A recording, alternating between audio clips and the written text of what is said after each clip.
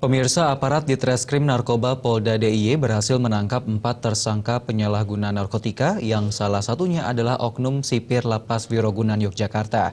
Untuk pemeriksaan lebih lanjut, kini keempat tersangka bersama barang bukti berupa sejumlah ganja dan sabu diamankan di Mapolda DIY.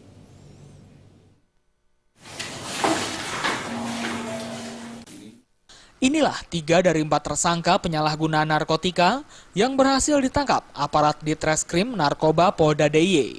Sedangkan seorang tersangka lainnya merupakan penghuni Lapas Wirogunan Yogyakarta. Telah diamankan di Lapas Wirogunan.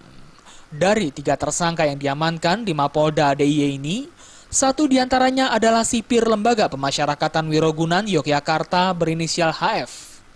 Menurut Kasubdit 1 di Treskrim Narkoba Polda DIY, AKBP Wahyu Agung, tertangkapnya oknum sipir LPAS Wirogunan Yogyakarta berinisial HF berawal dari tertangkapnya AF, penghuni Lapas Wirogunan, karena kedapatan membawa 43 gram ganja di dalam lapas. AF mengakui ganja yang diedarkan di lapas diperoleh dari HF. Untuk pemeriksaan lebih lanjut, HF yang bertindak sebagai kurir diamankan di Mapolda DIY. Kategori dari tersangkanya ini adalah 1 pemakai dan 3 pengedar. Jadi ada 4 tersangka dari 3 kasus. Untuk golongannya yang pertama adalah narkotika, itu ada ganja banyak 2 kasus, kemudian sabu-sabu 1 kasus.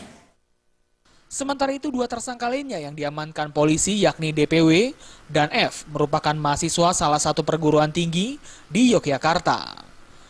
Keduanya terlibat kasus penyalahgunaan narkotika jenis ganja dan sabu, namun tidak terkait dengan kasus penyalahgunaan narkotika yang dilakukan oleh tersangka HF dan AF.